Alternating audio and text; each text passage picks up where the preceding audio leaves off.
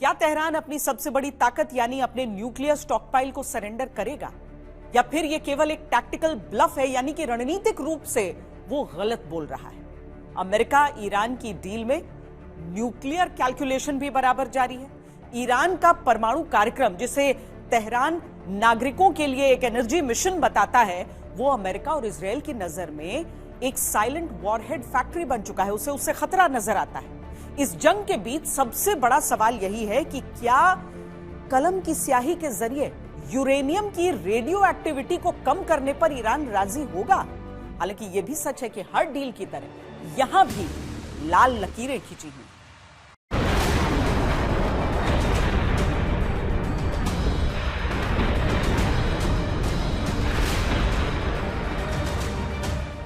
बड़ा सवाल यह है कि इस डील के जरिए क्या ईरान अपने परमाणु कार्यक्रम से समझौता करने पर तैयार हो जाएगा? क्या जिस मुद्दे पर सारी जंग छिड़ी है, वो मुद्दा ही इस डील के साथ खत्म हो जाएगा?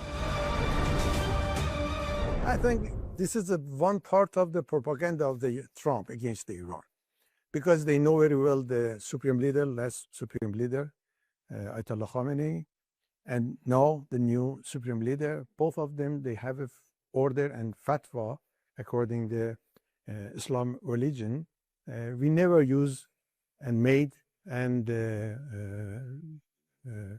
construction the nuclear bomb.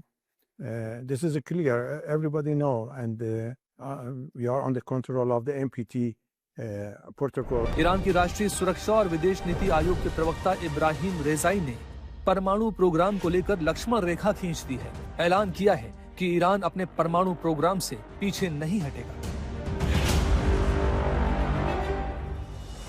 Iran परमाणु मुद्दे और ईरानी लोगों के अधिकारों, जिसमें यूरेनियम एनरिचमेंट का अधिकार भी शामिल है, उससे पीछे नहीं हटेगा। ईरान शांति वार्ता के सिद्धांतों और निर्धारित सीमाओं का पालन करता है। हॉर्मुज पर ईरान की संप्रभुता देश के लिए एक और लक्ष्मण रेखा है। दुश्मन ईरान के अंदर फूट डालकर ईरान को कमजोर स्थिति में दिखाने की कोशिश कर रहे हैं, लेकिन वास्तविकता यह है कि सभी अधिकारी और संस्थाएं राष्ट्रीय हितों की रक्षा करने और अमेरिका की बेजा शर्तों का विरोध करने में एकजुट और एकमत हैं। अमेरिका पर ईरान के अविश्वास की कई वजह हैं। अमेरिका ने ईरान के साथ दुश्मनों जैसा सुलूक किया है, जिसमें वार्ता के बीच 2 बार हमला करना शामिल है। अमेरिकी हमला हमारी पीठ में छुरा घोंपने जैसा है।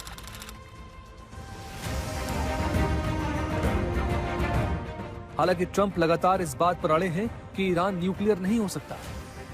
No, they want to make a deal badly, and we'll see if we get there. If we get there, they can't have nuclear weapons. You know, it's very simple.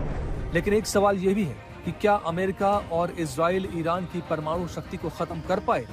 अमेरिकी खुफिया एजेंसियों का मानना है कि ईरान के परमाणु ठिकानों पर हमलों से भारी नुकसान जरूर हुआ, लेकिन तेहरान का न्यूक्लियर प्रोग्राम पूरी तरह खत्म नहीं हुआ। रॉयटर्स की रिपोर्ट के मुताबिक ईरान अब भी करीब 1 साल के भीतर परमाणु हथियार बनाने की क्षमता हासिल कर सकता है। ट्रंप का दावा था कि उन्होंने ईरान के परमाणु ठिकाने इस हद तक तबाह कर दिए हैं कि वो अब कभी बम नहीं बना सकता।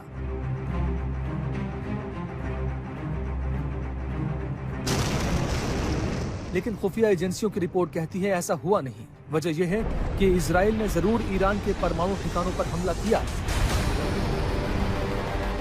लेकिन अमेरिका ने ईरान की पारंपरिक सैन्य ताकत, नेतृत्व और सैन्य औद्योगिक ढांचे को तबाह करने पर ज्यादा फोकस दिया।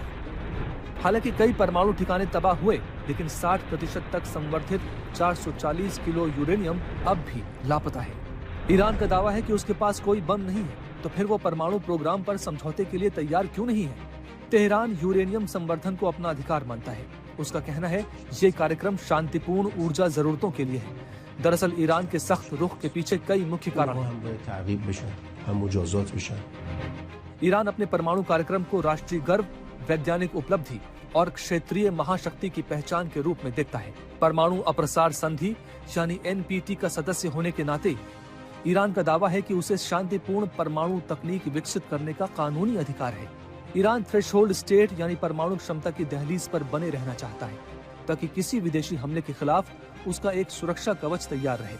तेहरान का मानना है कि पश्चिम ईरान को तकनीकी रूप से कमजोर रखना चाहता है। ईरान जब देखता है कि एक तरफ इजराइल है जो कि न्यूक्लियर पावर है, तकरीबन अनडिक्लेयर्ड न्यूक्लियर पावर है, साथ साथ में सऊदी अरेबिया, यूएई जैसे देश हैं जिनके साथ उनका थोड़ा सा तनातनी रहती है, अमेरिका की बेसिस हैं। ऐसे में उसको अपनी सुरक्षा के लिए ज़रूरी है कि वो भी अपना न्यूक्लियर प्रोग्राम जारी रखे। एक तो कारण ये है।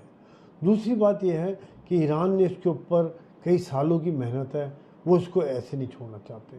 तीसरी बात, ईरान ने एक बार नहीं अनेकों बार ये कहा है कि वो इसका इस्तेमाल, परमाणु का इस्तेमाल पीसफुल पर्पसेस के लिए करना चाहते हैं, हथियार नहीं बनाना चाहते हैं। लेकिन इजराइल और अमेरिका को उसके ऊपर भरोसा नहीं है। यही वजह है कि वो इजराइल के न्यूक्लियर बम बनाने के मुद्दे को बार बार उठाता रहता है। This is the paradox, and this is the double standard for the control of the activities of the nuclear weapon in the world. I think if they want to control, first step, they must control the Israel. But Iran under control of the NPT and supervision of that, and there is no any activities, military activities. But if we want to make a bomb, the United States cannot stop me, and they cannot control the Iran. But we don't like at this time, according to the order of the Supreme Leader, to use of that. But we try to use the umbrella, atomic umbrella, because we have to defend the Iran against any threat of the nuclear power, nuclear bomb. America और Iran nuclear bomb को लेकर एक ऐसे deadlock में फंसे हैं जिसका हल लंबे समय तक निकलना आसान नहीं है।